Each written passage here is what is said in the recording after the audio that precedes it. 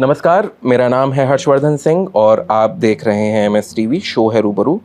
बहुत ही खूबसूरत आज का शो होने वाला है, वो इसलिए क्योंकि अभी ऑफ द कैमरा जो मेरी बातचीत हुई प्रेप के तौर पर, वो हुई आदित्य चौधरी जी से, जो कि हैं राइटर, को प्रोड्यूसर और डायरेक्टर। DK 2023 में एक मूवी आई उसके, और बड़ी खूबसूरत तरीके से लिखी हुई एक कहानी है।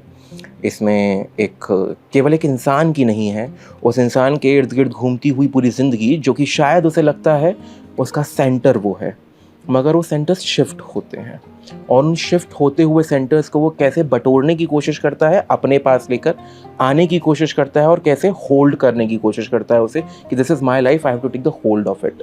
मगर there are factors around which is not allowing that character to actually do that. उसके बारे में बात करेंगे, DK के बारे में बात करेंगे। चलते हैं और बात करते हैं। Hello and welcome Aditya. Thank you. It's a pleasure for me to host you today to talk about DK, just because the way I opened the whole show, जिस तरीके से मैंने शो ओपन किया अभी, ये सबसे खूबसूरत एक चीज़ होती है, क्योंकि हम आमतौर पर ज़िंदगी में भी इसे जीते हैं, देखते हैं, कई बार होल्ड नहीं कर पाते हैं और एक्सटर्नल फैक्टर्स बहुत ओवर पावरिंग हो जाते हैं। तो सबसे पहले, it's a brain child, you the writer. मैं इनिशिएशन जो है उसका, एकदम शुरुआत, सबसे पहली थॉट जो थी DK की, जो पहला एक दिन वो हुआ ना कि एक बीच पड़ा था और कोई बरसात की बूंद आके गिरी, तो मैं वो समझना चाहता हूँ क्या है।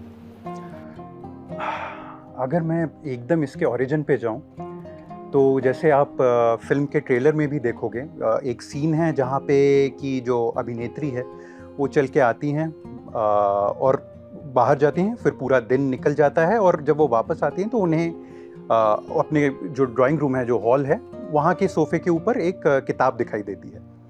तो ये जो एक सिंगल शॉट था, ये सबसे पहला जो इमेज था मेरे दिमाग में, वो आया था, और वो काइंड ऑफ ओरिजिन था कि इस तरह से ये जो कहानी है इसको शुरू करना है।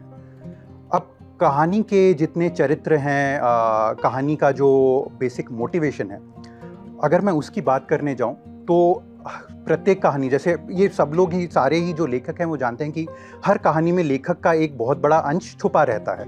आप कितना भी उसको, कहानी को अपने से दूर रखना चाहें, आपकी कहानी में आपका एक बड़ा अंश जाता ही है।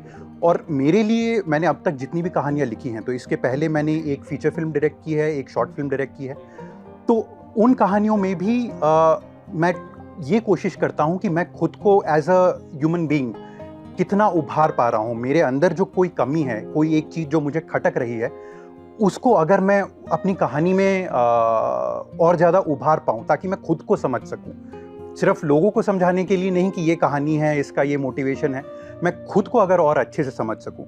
तो अगर मैं एक थोड़ा सा और पीछे जाऊँ, एकदम अगर आप ओरिजिन की बात करते हो, तो मैं ऑलमोस्ट 4-5 साल पहले यहाँ दिल्ली में ही रहता था, और मेरे साथ एक ऐसी घटना घटी थी जहाँ पे मुझे लगा कि मुझे एक्ट करना चाहिए था और मैंने किया नहीं। और वो जो गिल्ट था वो मेरे साथ बहुत टाइम तक रहा, ऑलमोस्ट साल भर तक मैं उस घटना के बारे में सोचता ही रहा कि ये जो घटना हुई थी, वो मैंने उस टाइम पे एक्ट क्यों नहीं किया। आज मैं अगर सोचने जाऊँ, या इवन तब भी सोचता, तो as a moral human being, जो कि यानी सच देखना चाहता है, लोगों में अच्छाई खोजता है, वो पर्सन एक्ट करता। बट उस इन द मोमेंट मैंने उस चीज़ पे एक्ट नहीं किया था। और वो जो खटकना था, उसको ही और उभारने के लिए कि क्या चीज़ होती है जो कि ऐसा कुछ हो हमारे साथ, तो हमें रोक देती है एक्ट करने से, उस चीज़ के लिए मैंने इस कहानी को लिखना शुरू किया। तो जो कहानी की मेन प्रोटैगनिस्ट है, उसका जो मेन गिल्ट है, वो जो कन्फ्लिक्ट आ रहा है पूरा कहानी में, वो इसी से ही आ रहा है कि कुछ एक दुर्घटना हुई थी जिसमें उसने एक्ट नहीं किया, और उसी का गिल्ट उसे एक तरह से खाए जा रहा है। वो गिल्ट अब किस तरह से बाहर आ रहा है साइकोलॉजिकली, और उसको वो कहीं, अब उसने वो गिल्ट तो है उसके अंदर, अब वो उस गिल्ट को किस तरह से ख़त्म करना चाह रही है, अब एक्ट करना चाह रही है, और वो कितना एक्ट कर पाती है, उसके ऊपर ही पूरी जो कहानी है वो बेस्ड है। तो वही मैं बोलूँगा कि कहानी का, किसी भी कहानी का अगर आप लेखक से ओरिजिन पूछोगे, तो ओरिजिन वो काफ़ी पीछे होगा कंपेयर टू जब वो कहानी एक्चुअली लिखी गई होगी। वो बिल्कुल, तो मेरे लिए भी वैसा ही था। शायद मेरे ख्याल से the universe works in a different way. जैसे मैंने जो एनेक्डोट भी यूज़ किया कि वो बीच, अब वो बीच है, वो आके किसी ने रोपा नहीं था, कहीं से कोई चिड़िया शायद कहीं से लेकर आई होगी। ज़िंदगी में भी ऐसा ही होता है। सही बात है। कोई एक इवेंट कहीं घटा, दूसरा कहीं कोई एक और इवेंट लाइफ में हुआ, उन दोनों के बीच का कोरिलेशन किसी तीसरे दिन समझ में आया, और फिर एक जो आइडिया डेवलप होता है, उससे एक कहानी निकलती है। बहुत खूबसूरत। आपने इसमें पूरे में जो बोला कि खुद को बेहतर बनाने की, डीके के बाद आपकी ज़िंदगी का कौन सा वो पहलू है जो बेहतर हो गया? अगर मैं पहलू बोलने जाऊँ तो उस गिल्ट के साथ डील करना, यानी उस गिल्ट को सामने से देख पाना और खुद को स्वीकार करना एक तरह से। क्योंकि हम लोगों के लिए क्या होता है कि हम लोग खुद को एक मॉरल हाई ग्राउंड पे रख के चलते हैं कि नहीं, हम लोग यही, हमारा यही व्यक्तित्व है और हम यही हैं, कुछ भी गलत होगा तो हम उसके अगेंस्ट कुछ ना कुछ करेंगे ही। बट ये स्वीकार कर पाना कि हम लोग at the end of the day हम लोग मनुष्य हैं और हमारे में भी खामियां हैं, अपनी उन खामियों को स्वीकार कर पाना। और फिर जब एक बार आप उस खामी को स्वीकार कर लेते हो तो फिर उसके बाद आप उसके ऊपर एक्ट कर सकते हो कि ठीक है, ये मैंने किया था, मैंने उस टाइम पे एक्ट नहीं किया था, मैं और क्या कर सकता हूँ कि अगर ऐसा कुछ फिर से हो तो मैं उस चीज़ पे एक्ट करूँ। तो उस खामी को स्वीकार कर पाना वो एक पहलू है जिसपे सिर्फ वही खामी नहीं, और मेरे में जितनी भी और दूसरी खामियां हैं उनको स्वीकार कर पाना, उस पहलू पे मैंने काम किया। और इस कहानी को लिखते लिखते भी मैं समझ पाया कि क्यों उस टाइम पे मैंने एक्ट नहीं किया था और किस तरह से मैं खुद को एक तरह से ट्रेन कर सकता हूँ कि मैं आगे ऐसा ना करूँ। तो एक्सेप्टेंस, हाँ, एक्सेप्टेंस, बेसिकली एक्सेप्टेंस लाना। नटशेल में अगर हम लेकर जाएं तो इट्स अबाउट एक्सेप्टेंस। हाँ, क्योंकि हर बार हर जगह वो काम कर पाना जिसकी हम अपेक्षा खुद से करते हैं। वो कई बार होता है ना, हम एक सिचुएशन से बाहर निकलते हैं, घर जाते हैं, फिर दिमाग में वो सिचुएशन सोचते हैं और उसमें जीत जाते हैं, क्योंकि हम जीतना तो चाहते हैं मगर वहाँ तो जीत नहीं पा रहे हैं। तो अपने दिमाग में हम हर बार जीतते हैं, मगर असल जीत उस दिन जिस दिन हम एक्सेप्ट कर लेते हैं कि हर बार नहीं जीत पाएंगे। कई बार हारना भी होगा मगर वो हार नहीं होगी। बहुत खूबसूरत। इसमें एक चीज मैं सॉरी प्लीज प्लीज नहीं प्लीज प्लीज प्लीज बीच में इंटरप्ट करूंगा। सो आपने अभी जो एक चीज़ बोली वो ये बहुत अच्छी चीज़ बोली कि हम लोग उसमें जीतना चाहते हैं। तो इसमें क्या होता है ना, जब मैं कहानी लिख भी रहा था तो मैंने फॉल्स मेमोरीज होती है हमारी, जो हम लोगों के बचपन की यूजुअली फॉल्स मेमोरीज होती है हमारे पास। बट ऐसा कुछ अगर हमारे साथ घटे तो हम वहाँ पे भी ट्राई करते हैं फॉल्स मेमोरीज बनाने का। तो उस चीज़ को भी हमने कहानी में लाने का पूरा प्रयास किया है कि जब आप ऐसा कुछ करते हो तो आप खुद को जस्टिफाई करने का ट्राई करते हो, आप फॉल्स मेमोरी बना के कि नहीं ये हुआ था इसलिए मैंने इस पे एक्ट नहीं किया, कि ये एक दूसरा कोई पर्सन था, इसने कुछ मुझे बोला इसलिए मैंने इस चीज़ पे एक्ट नहीं किया। तो और वो मेरे साथ भी हुआ था, वो मैंने खुद भी क्या कहते हैं इस चीज़ को, कहानी को लिखते लिखते वो किया, जस्टिफाई किया कि नहीं मेरे साथ भी ये हुआ है, कि मैं खुद को जस्टिफाई करने का ट्राई कर रहा था उस मोमेंट में। तो वही खुद को ये बोलना कि नहीं, मुझे उस सिचुएशन में जीतना है, और वो किसी तरह भी हम अपने दिमाग में उसको उसी तरह ढालने की का प्रयास करते हैं, जस्टिफिकेशन देते हैं हम। हाँ, exactly. और अगर कई बार नहीं हो पाता तो सबसे अच्छा जो एस्केप होता है वो होता है जिम्मेदारी। हाँ, समाज जिम्मेदार है, व्यवस्था जिम्मेदार है, भगवान जिम्मेदार है, वक्त जिम्मेदार है, कर्मा, हम हर किसी पे जिम्मेदारी डाल देते हैं। अल्टीमेटली हमारी है, हमारी ही है, मगर हम मानते नहीं उस चीज़ को। अब मैं थोड़ा सा आगे चलता हूँ। आपने सोच लिया, उसे पन्ने पे उतार लिया, विजुअलाइजेशन मेरे दिमाग में आता है सर आर के नारायण साहब का मालगुडी डेज। तो जब हम उसे पढ़ते हैं, बाद में शंकर नाग साहब ने खैर जो बनाया, वो देखकर, वो जब तक आप नहीं देखते हैं उसे तब तक आप अपने नालप्पा के ग्रोव्स जो हैं वो इमेजिन करते हैं, एल्बर्ट मिशन आप उसमें। तो ऐसे ही आपका जो सेटअप था वो आपने कहाँ से, किस तरीके से इमेजिनेशन आपने उसकी की थी, what was the source of it, वो कहाँ से आया? तो मेरा जो इमेजिनेशन था, तो ये जो फिल्म है उसका अधिकतर भाग जो है ऑलमोस्ट 75-80% वो जो प्रोटैगनिस्ट है और उनके जो हस्बैंड है उनके घर के अंदर ही पूरा घटित हो रहा है। तो ये जो इमेजिनेशन था, मैंने जब लिखना स्टार्ट किया था उस टाइम पे मैं जहाँ पे रहता हूँ बैंगलोर में, उसी घर को ही लेके मैंने लिखना स्टार्ट किया था कि ये घर है, ऐसा सेटअप है और इसी को लेके मैं लिखूँगा। हम लोगों ने फाइनली जहाँ पे शूट किया वो फॉर्चुनेटली काफ़ी हम लोग का जो घर का सेटअप था उससे मिलता हुआ था, और उसके लिए हम लोग के जो लाइन प्रोड्यूसर्स थे बैंगलोर में, रैड कॉस्मिक प्रोडक्शंस, उन्होंने काफ़ी ऑलमोस्ट 1-2 महीने उन्होंने जस्ट उस तरह का सेटअप खोजने के लिए काम किया ताकि हम लोग वैसा ही सेटअप कर सकें वहाँ पे भी। तो फाइनली जाके हम लोगों ने एक दूसरी जगह पे शूट किया था। बट जब मैंने लिखना स्टार्ट किया तो मैं जहाँ पे खुद प्रवास करता हूँ उसी जगह को मैंने लेके लिखना स्टार्ट किया था। बहुत अच्छा। एक और चीज़ होती है, वो होता है जब हम कलर ग्रेडिंग की बात करते हैं किसी मूवी के, ये लोग बहुत टेक्निकल समझते हैं इस चीज़ को, दिस इज़ वेरी टेक्निकल, कि अगर अब कोई रोम कॉम है तो बहुत विविड एकदम कलर में होगा, है ना, बहुत ब्राइट कलर्स होंगे। मगर it is more of a psychological thing, है ना। आप हल्का डैम्प अगर किसी चीज़ को करके रखते हैं, किसी पन्ने के पीले हो जाने में केवल उसकी उम्र नहीं होती, एक याद होती है। उसके नीचे यहाँ कोने पर पलटने से यहाँ जो हल्का सा क्रैक का निशान होता है वो दिखाता है कितनी बार पढ़ा गया है। तो वो जो, अगर मैं डीके को एक किताब की तरह देखूं तो उसका जो कलर है, जो पीला हुआ है या जो भी उसका है, वो हमने कैसे सेट किया, उसके पीछे साइकी क्या थी आपकी? तो उसके पीछे साइकी ऑब्वियसली मैंने खुद जितना सिनेमा देखा है, जितने मेरे पास रेफरेंसेस आए हैं उस तरह की साइकोलॉजी के लिए जिसके लिए मैं एम कर रहा था, क्योंकि जो प्रोटैगनिस्ट है इसमें फिल्म में, जब फिल्म की शुरुआत हो रही है वो ऑलरेडी एक काफ़ी डार्क जगह पे है, वो वहाँ से प्रोग्रेस कर रही है, एक अलग जगह वो जाने का ट्राई कर रही है, अपने गिल्ट को, कन्फ्लिक्ट को किसी तरह से दबाने का ट्राई कर रही है। तो वहाँ पे आपका जो कलर होगा, आप फिर भी थोड़ा सा जानना चाहोगे कि हम लोग उतना साइकोलॉजिकली डार्क या डैम्प ना रखें, हम लोग थोड़ा सा उसको उभारने का कोशिश करें। बट लेकिन जो सिचुएशन है वो उसको कहाँ पे ले जा रही है, वो कितना डार्कनेस की तरफ ले जा रही है, उसके हिसाब से हम लोगों ने कलर ग्रेडिंग की थी। अब कलर ग्रेडिंग भी इट्स नॉट दैट कि सिर्फ एक आप जब पोस्ट प्रोडक्शन में जा रहे हो वहाँ पे ही आप सब कुछ कर लोगे, ऐसा नहीं होता है। तो ऑब्वियसली हम लोगों ने जब प्री प्रोडक्शन में जो सिनेमेटोग्राफर है मेरे प्रद्युमन सुंदरेश, उनके साथ कुछ हफ्ते हम लोगों ने पूरा स्टोरी बोर्ड लेके हम लोग बैठे थे और हम लोगों ने रेफरेंसेस लिए, स्टोरी बोर्ड लिया और फिर डिसाइड किया कि अच्छा इस पर्टिकुलर सीन के लिए ये जो हमारा मूड है वो होना है और ये हम लोग का बेसिकली मूड बोर्ड बनेगा, ये पूरा हम लोग का टोन रहेगा हर पर्टिकुलर सीन के लिए। अब एक चीज इसमें ये तो यूजुअली आपका सिनेमा का प्रोसेस होता ही है, यानी प्री प्रोडक्शन में आपने मूड बोर्ड बनाया, उसके बाद वो सेट पैटर्न है, होता है एग्जैक्टली वो सेट पैटर्न है। अब एक चीज जो अच्छी हुई हम लोग के साथ, जो मैंने भी लिखते हुए रियलाइज नहीं किया था, जो इवन मेरे सिनेमेटोग्राफर ने भी बोला, कि जब आप जो स्पेस है उसको कंस्ट्रेन कर देते हो, यानी आपने बोल दिया कि इस घर में ही हमें क्या कहते हैं 80% शूट करना है, तो तब आपके पास एक्चुअली जो ऑप्शंस है वो और ज़्यादा खुल जाते हैं। यानी अगर चीज़ इंटरनल है और आप उसको कंस्ट्रेन कर दे रहे हो, तो अब कैसे आप कहाँ से लाइट दोगे और किस सीन को कैसा बनाओगे, वो आपके ज़्यादा कंट्रोल में आ जा रहा है। ओके, हाँ, वो आपके कंट्रोल में आ जा रहा है। बेसिकली अगर आप बाहर शूट कर रहे होते और वो थोड़ा ज़्यादा बहुत सारे फैक्टर्स होते हैं, अनकंट्रोल्ड होता, तो फिर ऑब्वियसली वो आपके कंट्रोल में उतनी सारी चीज़ें नहीं रहती।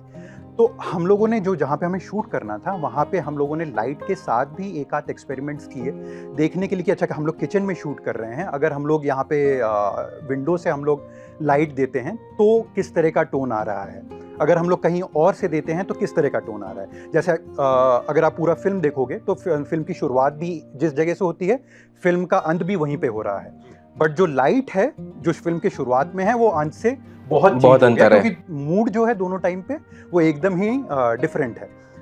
तो वो चीज़ हम लोगों ने वहाँ पे जाके, जो शूटिंग लोकेशन था वहाँ पे जाके प्री प्रोडक्शन में जो सिनेमेटोग्राफर है उसके साथ क्या कहते हैं मैंने काम करके इस चीज़ को फाइनली डिसाइड किया कि कैसे रखना है। और फिर ऑब्वियसली कलर ग्रेडिंग जब हम लोग कर रहे हैं तो जो मेरे जो कलरिस्ट थे वो भी वहीं बैंगलोर बेस्ड ही हैं, निखिल, तो उनके साथ भी मैंने काम किया कि कितना, क्योंकि अगर आप कुछ चीज़ें ऐसी होती हैं कि अगर आपने फिल्म में चीज़ों को अंडर एक्सपोज रखा है, आप फिर भी उसके साथ खेल सकते हो, थोड़ा सा नॉइज़ अगर आप कंट्रोल कर सको, आप अंडर एक्सपोज को फिर भी आप थोड़ा सा यानी उसके साथ खेल सकते हो। बट अगर कुछ एक आध सीन है वो ज़्यादा ओवर एक्सपोज हो गए तो आप उसमें बहुत डिफरेंसेस नहीं क्रिएट कर पाएंगे, बर्न हो जाएगा सब। एग्जैक्टली, सब कुछ बर्न हो जाएगा। तो बिकॉज हम लोग इंडी फिल्म मेकर्स हैं अब और हमारे पास लिमिटेड अमाउंट ऑफ टाइम था शूट करने के लिए, तो एक आध जगह ये हुआ भी कि हम लोग यानी थोड़ा ओवर एक्सपोजर हो गया, तो हम लोग उतना लेवल ऑफ कंट्रोल नहीं पा पाए जो हम लोग चाह रहे थे कि फाइनल प्रोडक्ट में हो। That's great. तो बट स्टिल हम लोग जितना हम लोग कर पा रहे थे कंट्रोल, जितना हम लोग जो चाह रहे थे कि फाइनल मूवी में जो टोन रहे, उससे मैं पूरा संतुष्ट हूँ कि वो टोन एटलीस्ट, वो मूड एटलीस्ट मूवी में आया है। Thanks for being so truthful about it, the way you just mentioned it. और दूसरा जो आपने कहा कि स्टार्टिंग फर्स्ट शॉट और लास्ट शॉट सेम है, वो मेरे ख्याल से वही डिफरेंस है। If I'm not giving any spoiler, regret और रिपेंट से एक्सेप्टेंस तक का सफर है वो, है ना, वो लाइट्स, वो मैं अभी नहीं बोलना चाहूंगा आगे वो इसलिए मैंने बोला मैं अभी वो बोलना नहीं चाहूंगा कि ये सही है गलत है, मैं इसकी पुष्टि कर ही नहीं रहा। This is my thought about it, है ना। आपने सिनेमेटोग्राफर की बात करी, शॉट्स की बात करी, शॉट डिवीजन सब की, मैंने देखा कि बहुत सारे ऐसे शॉट्स हैं जो कि वैसे मूविंग शॉट्स हैं, कैमरा पैन कर रहा है, ट्रैक इन हो रहा है, ट्रैक आउट, ये बहुत टेक्निकल टर्म्स है, बट जो लोग समझते हैं कैमरा आगे जा रहा है, पीछे जा रहा है, उल्टे हाथ पे, सीधे हाथ पे, वो उसे बोलते हैं। मगर जो सब्जेक्ट है वो स्टैटिक है, वो अपनी जगह खड़ा है। मूवमेंट किसका है कि एक टंकी चल रही है, पानी गिर रहा है, सब्जेक्ट खड़ा हुआ है, हवा चल रही है, केवल पर्दे उड़ रहे हैं। ये बहुत ही, this is not for conscious mind, मेरी समझ गई थी, दिस इज़ फॉर सबकॉन्शियस, बहुत ज़्यादा सबकॉन्शियस के लिए है।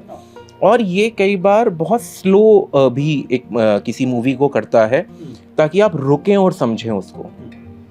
इनका यूजेज हमने क्यों किया, पहली चीज़, और दूसरा इनका यूजेज उसमें कैसे आया, हाउ डिड इट हैपेंड। या तो यूसेज, ये आपने एकदम सही पकड़ा कि यूसेज बेसिकली उस साइकोलॉजिकल सबकॉन्शियस एस्पेक्ट को बाहर निकालने के लिए कि जो प्रोटैगनिस्ट है वो मूवी में कौन से स्टेज पे है, वो कहाँ पे, उसका जो साइकी है वो कहाँ पे है, यानी उसके आसपास सब कुछ चल रहा है, उसके आसपास जो दुनिया है वो रुकी नहीं है, बट उसके खुद के कन्फ्लिक्ट के लिए, उसके खुद के गिल्ट के लिए उसको लग रहा है कि वो स्थिर है, वो आगे नहीं बढ़ पा रही है, वो कोशिश कर रही है कि उस कन्फ्लिक्ट को पीछे छोड़ दे और आगे बढ़ पाए। और उसमें आप देखोगे भी कि उसका मूवमेंट उस टाइम पे थोड़ा सा ज़्यादा हैफिज़र्ड है, थोड़ा सा ज़्यादा केओटिक है, बट जब वो नहीं हो रहा है तो वो फिर से स्थिर हो जा रही है। तो ये सबकॉन्शियसली ऑब्वियसली आपको इफेक्ट करता है। और ये सिर्फ उसलिए ही नहीं कि वो खुद क्या सोच रही है, जब आप ऑडियंस को भी ऐसा कुछ दिखाते हो कि आप पैन कर रहे हो एक कैरेक्टर पे जो कि सिर्फ स्थिर खड़ी हुई है और वो कुछ सोचे जा रही है, उसके सामने पानी सिर्फ गिरा जा रहा है, जो यूटेंसिल है वो पूरा ओवरफ्लो कर रहा है, तो वो सबकॉन्शियसली ऑडियंस के लिए भी काइंड ऑफ एक क्या कहते हैं, वो सेंस ऑफ ड्रेड जो है कि कुछ तो एक गलत हुआ है जो कि वो खुद सोचे जा रही है, वो सेंस ऑफ ड्रेड क्रिएट करने में वो बहुत कारीगर होता है। तो बहुत कारगर होता है वो, तो इसलिए हम लोगों ने उस तरह के शॉट्स बेसिकली सोचे थे कि हम लोग उससे स्टार्ट करेंगे। अब ये जो स्थिरता है वो आपने एकदम सही बोला कि वो मूवी को एक एस्पेक्ट में काफ़ी स्लो भी कर देती है। तो और उसके अलावा ये भी था कि हमारे जो एक्टर्स थे वो सब लोग ही वो थिएटर एक्टर्स हैं एक्चुअली। और थिएटर, जैसे लोग जानते हैं, थिएटर एक बहुत ही एक्सप्रेसिव मीडियम है। वहाँ पे आपको थिएटर में जो एकदम एंड में जो लोग बैठे हुए हैं, You have to be loud. या एग्जैक्टली, उन इतना लाउड होना है कि उन तक बात पहुँच सके।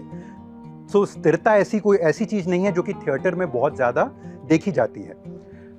तो ये थिएटर एक्टर्स के लिए भी उस स्थिरता को अपने अभिनय में ला पाना वो भी एक चैलेंज था। तो उनके साथ भी मुझे काम करना पड़ा। और जैसे मैंने बोला कि हम लोग के जो कास्ट में जो लोग थे वो लोग इतने ही अच्छे अभिनेता हैं कि वो लोग उस स्थिरता को लाने में यानी सक्सेसफुल हुए, क्योंकि वो लोग भी समझ पा रहे थे कि इस कहानी में वो स्थिरता की ज़रूरत है। भले ही हमारी मूवी थोड़ी स्लो हो जाए, भले ही हमें लगे कि ठीक है मूवी की जो पेस है वो उतना ज़्यादा फास्ट नहीं है, बट हमें वो स्थिरता की ज़रूरत है, क्योंकि हम लोग तभी उस कैरेक्टर के साथ रिलेट कर पाएंगे। ऐसा नहीं है कि हम लोग एक थ्रिलर फिल्म दिखा रहे हैं कि सब कुछ जल्दी जल्दी हो रहा है और हमें सिर्फ एक कहानी बोल देनी है और ऑडियंस को सिर्फ एंटरटेन करना है। हमें ऐसा नहीं है, हमें ऑडियंस के साइकी तक जाना है, और उस साइकी तक जाने के लिए उस स्थिरता की एटलीस्ट इस कहानी में ज़रूरत थी, बहुत आवश्यकता। तो हम लोगों ने वही, इट वॉज यानी हमारे लिए काइंड ऑफ ट्रेड ऑफ था। ऑब्वियसली कुछ ऐसे ऑडियंस होंगे जिन्हें वो स्थिरता, जिन्हें वो स्लोनेस जो है हो सकता है उन्हें थोड़ा सा खटके, बट लेकिन एटलीस्ट अगर हम उन ऑडियंस को लूज़ कर रहे हैं तो हम उन ऑडियंस को गेन भी कर रहे हैं जिनके साइकी तक हम लोग पहुंच पाएंगे, जिनके लिए वो पैरानोया, वो लोग रिलेट कर पाएंगे उस पैरानोया से। हो सकता है कुछ लोगों का ADHD किक इन करे और वो फिर स्किप दबा दे, हाँ, जैसे मेरे साथ होता है। But I sometimes sit back and look at all these things, क्योंकि तब आप केवल एंटरटेनमेंट के लिए नहीं देख रहे होते हैं। It's just not, and when I said slow वाला चीज़, हर बार हम हर एक चीज़ को, और वैसे भी नेचर का लॉ है, चीज़ें जितना स्लो होती हैं उतनी चिरस्थायी होती हैं, जितना धीमे होती हैं। क्रमिक विकास जो होता है वो अंत तक रहता है, और जो एक रात में जो बदलाव होते हैं वो, अब खाना भी पकाते हैं, गर्म तेल में पूड़ी छोड़ते हैं, ऊपर से लाल अंदर से कच्ची होती है। सही बात है, सही बात है, हाँ। है ना? तो वक्त जितना लेके अगर आप बदलाव होगा तो वो ज़्यादा स्थिर रहेगा, क्योंकि उसमें हर एक स्तर पर बदलाव हो रहा है, हर एक स्तर पर बदलाव, हर एक मूवमेंट, हर एक मिलीमीटर के साथ जितना कैमरा अंदर जा रहा है जो हमारा कैरेक्टर है उसकी तरफ, जबकि कैरेक्टर का जो फोकस है आंखों का वो हवा में है, क्योंकि सोच रहा है, वो किसी चीज़ की तरफ देख नहीं रहा है, क्योंकि जब हम सोचते हैं तो we are not looking at anything, हमारा जो फोकस है वो हवा में कहीं होता है, सब चीज़ ब्लरिश होती है, क्योंकि ब्रेन सोच रहा है तो वो इस सेंस को नहीं वो और ज़्यादा प्रोसेस करना चाहता है, वो रहता है ना। तो ये सारी चीज़ें बहुत ज़्यादा ज़रूरी मेरे ख्याल से हो जाती हैं। मैं स्लो उस जगह से आ रहा था। अब थोड़ा सा कैरेक्टर के बारे में बात करते हैं। वर्तिका मेरे ख्याल से कैरेक्टर का नाम है। हाँ, वर्तिका। तो वर्तिका द कैरेक्टर जो कि निभाया है नाइमुन माय बैड, नाइमुन ने। तो जो ये कैरेक्टर है इसकी 2-3 चीज़ें हैं कि एक तो स्कूल टीचर है, मैरिड है और अपनी ज़िंदगी में कुछ, जैसा अभी आपने पहले भी एक्सप्लेन किया, कुछ ऐसी चीज़ें हैं कि हम ये कर सकते थे या फिर किसी भी वजह से दिमाग में ये ब्लॉकेज है कि हमें ये ही करना चाहिए था। दो चीज़ें होती हैं, क्योंकि ये करना चाहिए था वाला हमारा नहीं है, ये थोपा हुआ है कहीं से, आ रहा है, वो थोपा हुआ है, वो बर्डन है। एग्जैक्टली, हम कर सकते थे हमारा है ना। ये चीज़ें उनके अंदर हैं और अभी एक ऐसी नई चीज़ हो रही है जो कि अनइनवाइटेड है तो पूरी तरह। और जो आपने कहा कि सेटिंग कंस्ट्रेंट है, हम उसमें शूट अच्छे से कर सकते हैं, मगर ज़िंदगी जब कंस्ट्रेंट हो जाती है, जब बंद जाती है, तो हम ज़्यादा अच्छे से नहीं कर पाते हैं, हम रोबोटिक हो जाते हैं और ज़िंदगी डिज़ाइन नहीं है वैसे होने के लिए। इतने सारे अलग अलग एस्पेक्ट्स, इतनी लेयरिंग है कैरेक्टर में। ये कैरेक्टर लिखते हुए जो psychological aspect of this character, how did you derive that and कहाँ तक आपने सोचा उसको लिखने के लिए कि इस सिचुएशन में ये ऐसे रिएक्ट करेगी क्योंकि ये कैरेक्टर ऐसा है। I would have reacted in this way but she is a female married, है ना। मैं एज अ मेल, क्योंकि मैं मेल होकर अगर फीमेल लिखूंगा कोई कैरेक्टर, तो मेरी साइकी उसमें काम करेगी। मुझे जेंडर न्यूट्रल होना पड़ेगा उसके लिए ना, है ना। मगर फिर उसमें थोड़ा सा अंश फीमेल का भी डालना पड़ेगा। अगर मैं एकदम जेंडर न्यूट्रल हो गया तो वो शायद नहीं आ वो नहीं आ पाएगा। तो ये कैसे किया आपने आदित्य? तो जब मैंने वर्तिका के चरित्र को जब लिखना शुरू किया था, तो उस टाइम पे जैसे आपने बोला वो पूरा ही एक मेल साइकी की तरफ से आ रहा था। तो कुछ जो फैक्टर्स हैं जो कि kind of gender neutral factors होते हैं, कि अगर बचपन में आपके साथ कुछ गुजरा है और उसको आप वो जो उसने आपकी साइकी पे जो इफेक्ट किया है और आप एज एन एडल्ट उसको किस तरह से देख पा रहे हो, आपने उसको किस तरह से अपने अंदर इम्बाइब कर लिया है, वो जो जेंडर न्यूट्रल चीज़ें हैं वो ऑलरेडी उस चरित्र में मैंने खुद से, जब मैं लिख रहा था कहानी को, वो ऑलरेडी उसमें आ गई थी जी। कहानी का जो स्केलेटन था वो मैंने तैयार कर लिया था और उसके ऊपर फिर ये चरित्र जो था, जब मैंने लिखना शुरू किया उस टाइम पे ये चरित्र बेसिक ब्लूप्रिंट के साथ मैंने लिख दिया था।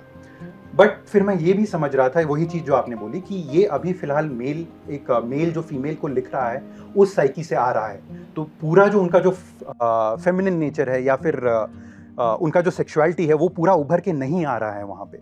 तो उसके लिए मैंने एक हम लोग के स्क्रिप्ट सुपरवाइज़र थी मेरी, वैष्णवी प्रभु हैं, वो मुंबई में एक्चुअली अभी वर्क करती हैं एज अ राइटर ओनली। तो मैंने उनसे मदद ली, उन्होंने, she was the script supervisor पूरी मूवी के लिए, और उनका मेन जो रिस्पॉन्सिबिलिटी था वो यही था कि सिर्फ वर्तिका का कैरेक्टर ही नहीं और 2 फीमेल कैरेक्टर्स भी हैं कहानी में, तो उनके कैरेक्टर को भी किस तरह से हम लोग और उभार के ला सकते हैं। उन्होंने बहुत सारी ऐसी जगह थी जहाँ पे उन्होंने मुझे टोका, उन्होंने मुझे बोला कि नहीं, एज अ फीमेल जो कि मैरिड हैं, मैरिड होने के बाद आप, यानी आप जैसे हम लोग एक मैरिज में भी, रिलेशन में भी, जो हस्बैंड है वाइफ है, दोनों का कैरेक्टर नॉर्मली अलग होता है, राइट। तो जैसे कोई वाइफ एक नए मैरिज में गई हैं, वो थोड़ा कितना भी उनका हस्बैंड ट्रस्टिंग हो, वो थोड़ा सा एक कंस्ट्रेंट उनके ऊपर रहता है, और हस्बैंड्स के लिए मे भी उतना नहीं है। वो अपने फैमिली में जाके फिर भी, ये मैं ऑब्वियसली काफ़ी जनरलाइज कर रहा हूँ, ये अलग भी अंडरस्टैंडेबल है, बट स्कोप है इसमें, हम और एक्सप्लेन कर सकते हैं, बट जरूरत नहीं है यहाँ पे। तो ये जो चीज़ें थी कि कोई फीमेल जो कि अभी मैरिड हुई है, उसे 1-2 साल ही हुए हैं मैरिज को, और वो इतना खुल के अपने हस्बैंड को ये चीज़ नहीं बोलने जाएगी, या फिर अगर बोलेगी भी तो वो एक यानी स्टेप्स में चीज़ों को बोलने का ट्राई करेंगी। तो ये जो लेयर्स थे, ये जो लेयरिंग जो एक फीमेल साइकी से ही आ सकती है, वो वैष्णवी ने बेसिकली मुझे गाइड किया कि इसको किस तरह से इम्बाइब करना है स्क्रिप्ट के अंदर। तो मेरा, जब मैंने लिखना शुरू किया था, और उस टाइम पे भी मेरी जो पत्नी है वो यहाँ पे एग्जीक्यूटिव प्रोड्यूसर भी हैं, स्नेहा, तो उन्होंने भी मुझे यही बोला था कि you are a male writing a female character, so just know कि तुम्हें एक वो लेना ही पड़ेगा, मदद लेनी ही पड़ेगी। तो और ऑब्वियसली मैंने वैष्णवी, क्योंकि वैष्णवी के साथ she is a close friend, but then again like उनके साथ कभी काम नहीं किया था मैंने पहले, and she is a writer, she works in Mumbai. तो even as a writer plot में और क्या क्या पॉइंट्स उभारे जा सकते हैं, तो she helped on that also. It was not just कि सिर्फ वर्तिका के कैरेक्टर में ही उन्होंने हेल्प किया, पूरी कहानी में भी उसको किस तरह से उभारा जा सकता है उन्होंने डेफिनेटली हेल्प किया था, कैरेक्टर डेवलप करने में। Exactly. So as a writer I kind of knew की क्योंकि मैं एक फीमेल प्रोटैगनिस्ट लेके लिख रहा हूँ, और ये मेरे लिए एक काइंड ऑफ सीख भी थी कि as a male writing a female it is very necessary at least एक बार एक फीमेल एटलीस्ट स्क्रिप्ट डॉक्टर या स्क्रिप्ट सुपरवाइजर से आप पूरा जो स्क्रीन प्ले है उसको रिव्यू करा लें जी। वो भी एक टच वो होना चाहिए, Exactly, उसमें वह होना exactly, चाहिए। yeah. और दूसरा आपने एक बहुत अच्छी चीज़ अभी कही ना कि अभी अभी नई शादी नया एक विवाह हुआ है, उसमें एक ऐसा इंसान जा रहा है जिसके अंदर रिग्रेट और रिपेंट है। Exactly. अगर वो एक्सेप्टेंस में ही होता तो वो शायद ये वाली स्थिति जो भी उसके साथ है कह सकता था। एग्जैक्टली वो कैरेक्टर खुद में ही अभी इतना उलझा हुआ है, हाँ. इतना कन्फ्लिक्टेड है, इतना इतना इंटैंगल्ड है अपनी चीज़ों में कि वो कह ही नहीं पाएगा। अगर शादी नहीं भी होती, बाकी सिचुएशंस भी अलग होती और हस्बैंड भी कितना ही सपोर्टिव क्यों ना होता, मगर हमारे खुद के जो अभी तक के एक्यूमुलेटेड जितने भी एक्सपीरियंसेस होते हैं वो हमको रोकते हैं ना। ट्रू। तो मैरिज, आपने आपने अपनी वाइफ का नाम भी लिया, तो इस मूवी के बाद आपके उनके रिलेशन में कुछ डिफरेंस, कुछ अच्छाई, कुछ बदलाव, कुछ नया रिवोल्यूशन, कुछ इस तरीके का आया, कुछ नई समझ बढ़ी? मैं ये नहीं कहूँगा कि इस मूवी के बाद ही, बट जब मैंने लिखना शुरू किया था तो इस कहानी को मैं ऑब्वियसली अपनी पत्नी के साथ भी डिस्कस कर रहा था when I was writing it.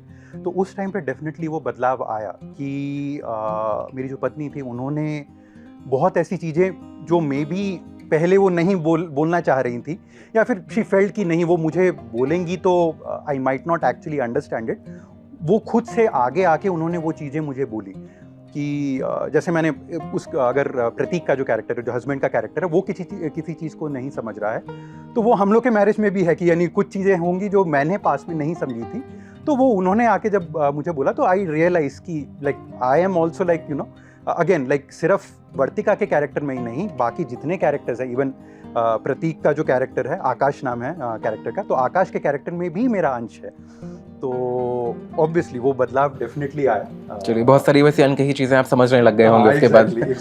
That's a good turn. क्योंकि काफ़ी लंबा समय भी हो गया है, मैं बस एक आखिरी सवाल पूछना चाहता हूँ, क्योंकि भव्या ने म्यूज़िक किया है।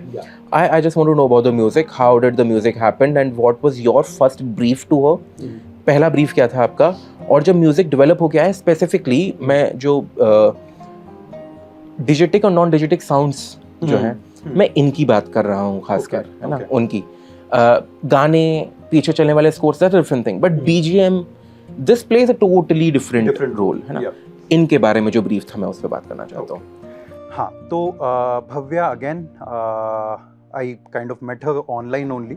मैं देख रहा था म्यूज़िक कंपोजर्स जितने भी थे, और भव्या ने मुझे अपना पोर्टफोलियो भेजा था, मुझे उनका काम अच्छा लगा, तो इसलिए I decided to work with her. जब फर्स्ट ब्रीफ जो जिसकी आपने बात की, जिससे जो मैंने उनको दिया था, मैंने सिंपली उनको एक मूवी है हॉलीवुड की एनिमी बोल के, तो मैंने सिंपली वो मूवी भेजी और मैंने भव्या को बोला कि सिर्फ ये अगर मूवी आप पूरा ना भी देखो, एटलीस्ट इसका जो म्यूज़िक है, बैकग्राउंड म्यूज़िक, इसी को मैं रेफरेंस लेके चलना चाहूँगा, क्योंकि वो मूवी भी ऐसी है जिसमें एक साइकोलॉजिकल चीज़ को पूरी मूवी में बाहर लाने का प्रयास किया जा रहा है, और एक वो सेंस ऑफ ड्रेड जो पूरी मूवी में बन रहा है, वही मैं यहाँ पे भी चाह रहा था। तो वो फर्स्ट रेफरेंस था जो मैंने दिया। फिर उसके बाद कौन से इंस्ट्रूमेंट्स यूज़ करने हैं, जब हम लोगों ने इनिशियली स्टार्ट किया था, तब भव्या का रेफरेंस थोड़ा बहुत उसने खुद क्या कहते हैं दूसरे शॉर्ट फिल्म जहाँ पे भी काम किया है वहाँ से आ रहा था, and like we had long discussions की this is not the sound की which we are going for. एक पर्टिकुलर जगह पे हम लोग को जो सेंस ऑफ ड्रेड लाना है वो थोड़ा और धीरे लाना है। लाइक ऐसा नहीं है कि जो म्यूज़िक है वो एकदम से लाउड हो जाएगा, वो ड्रेड नहीं बिल्ड करेगा, वो काइंड ऑफ आपके थ्रिलर में या सस्पेंस मूवी में चल जाएगा, बट अगर आप ऐसा सेंस ऑफ ड्रेड बिल्ड करना चाह रहे हो, एक साइकोलॉजिकल एस्पेक्ट बिल्ड करना चाह रहे हो, वो बहुत आस्ते जाना पड़ेगा, वो उस तरह से नहीं होगा। और भव्या वॉज लाइक अगर आप अभी मूवी भी देखोगे और हम लोग की फिल्म में जितना पूरा टीम है, किसी से भी आप बात करोगे, the music is kind of the soul of this movie, यानी म्यूज़िक ने जो हम लोग की मूवी है उसको एक अलग लेवल पे एलिवेट किया है, and that is all because of Bhavya only. तो भव्या ने जो काम किया उस ब्रीफ को लेके, उस रेफरेंस को लेके कि हाँ ये रेफरेंसेस हैं सिर्फ, और बहुत ज़्यादा रेफरेंसेस भी मैंने नहीं दिए थे, 2-3 रेफरेंसेस ही थे with which she work, and she was able to get what I was trying to like basically get through this movie, the kind of mood I was going for, और उसको उभार के वो लेके आई। हर एक पर्टिकुलर सीन के लिए there was a different tone. तो जब एक सीन का हो गया, क्या कहते हैं, पूरा काम जो है, उसके बाद ही हम लोग अगले उस पर मूव करते थे।